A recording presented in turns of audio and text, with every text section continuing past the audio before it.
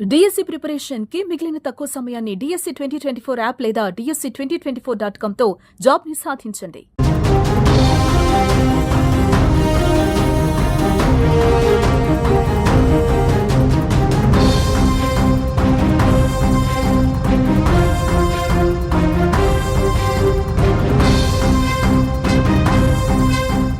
పహల్గాంలో ఉగ్రదాడి ప్రతీకారానికి భారత్ సర్వం సిద్ధం చేస్తోంది. ఓవైపు పాక్ ఆర్థిక వ్యవస్థ వెన్నువిరిచేలా కార్యకలాపాలు చేపట్టిన భారత్ పక్కా వ్యూహంతో ముందుకెళ్తోంది.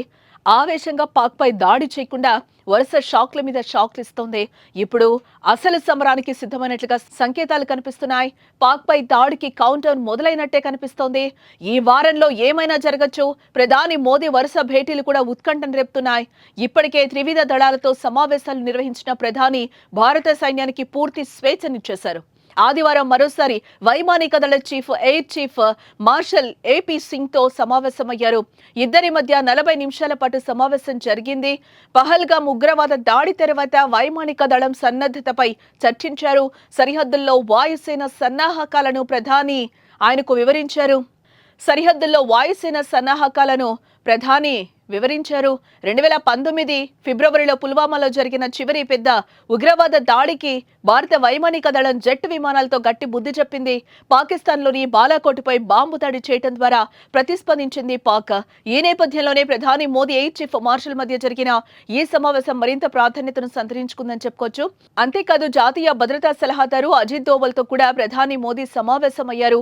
అంతకుముందు ప్రధాని మోదీ ఆర్మీ చీఫ్, నేవీ చీఫ్లను కూడా కలిశారు. జమ్మూ కాశ్మీర్ సీఎం అబ్దుల్లాతో కూడా మోదీ భేటీ అయ్యారు. జమ్మూ కాశ్మీర్లో భద్రతా పరిస్థితులపై చర్చించారు. నరేంద్ర మోదీ వరుస సమావేశాలు నిర్వహించడం కూడా కీలకంగా మారిందని చెప్పుకోవచ్చు. భద్రతా యాక్షన్ ప్లాన్ పై ఒకవైపు మోదీ, మరోవైపు రాజ్నాథ్ నేరుగా జరుపుతున్న సమీక్షలు తీవ్ర చర్చకు దారితీస్తున్నాయి. ఈ వారం మరోమారు సమావేశం జరగనున్నట్లుగా తెలుస్తోంది. ఆ సమావేశమే కీలకం. దాని తర్వాత ఏమైనా జరగచ్చు. ఈ నెల 9న జరగనున్న రష్యా విక్టరీ పరేడ్ కు కూడా మోదీ, రాజ్నాథ్ సహా భారత్ అగ్రనేతలు ఎవరూ వెళ్లటం లేదు. రష్యా టూర్ అంతా రద్దు చేసుకున్నారు. ఈ నేపథ్యంలో ఈ నెల 9లోపే భారత్ పాక్ పై అటాక్ చేయొచ్చనే వార్తలు కూడా వస్తున్నాయి. దీనికి తోడు రక్షణ మంత్రి రాజ్నాథ్ సింగ్ ఆదివారం సంచలన వ్యాఖ్యలే చేశారు. భారత ప్రజలు ఏం కోరుకుంటున్నారో అదే జరిగి తీరుతుందని, దేశంపై కన్నెత్తి చూసిన వాళ్లకు గట్టి గుణపాఠం చెప్తామని కామెంట్స్ చేశారు. ఉగ్రదాడికి ప్రతీకార చర్య తప్పకుంటుందని ఆయన చెప్పడంతో పాక్ జడుసుకుంటోంది. ఎలాంటి పరిస్థితులనైనా ఎదుర్కొనేందుకు భారత త్రివిధ దళాలు రెడీగా ఉన్నాయి. మోదీ సర్కార్ గ్రీన్ సిగ్నల్ ఇస్తే ఏ క్షణమైనా యుద్ధం చేసేందుకు అరేబియా సముద్రంలో నేవీ సర్వసన్నద్ధమైంది. ఇండియన్ ఆర్మీ ఐఎమ్ రెడీ అంటోంది. సరిహద్దులకు భారీగా భారత్ అస్త్రాలను సిద్ధం చేసింది. వాయుసేన విన్యాసాలతో పాక్ గుండెల్లో దడ పుట్టిస్తోంది. అలాగే అన్ని అణు రియాక్టర్ల వద్ద భద్రతను కట్టుదిట్టం చేయాలని ఆదేశాలు ఇచ్చారు. ఇప్పటికే మిత్ర దేశాల మద్దతును భారత్ కూడగట్టింది. పక్క దేశం ఆఫ్ఘన్తో చర్చలు జరపగా భారత్ కు తాలిబాన్లు మద్దతు పలికారు.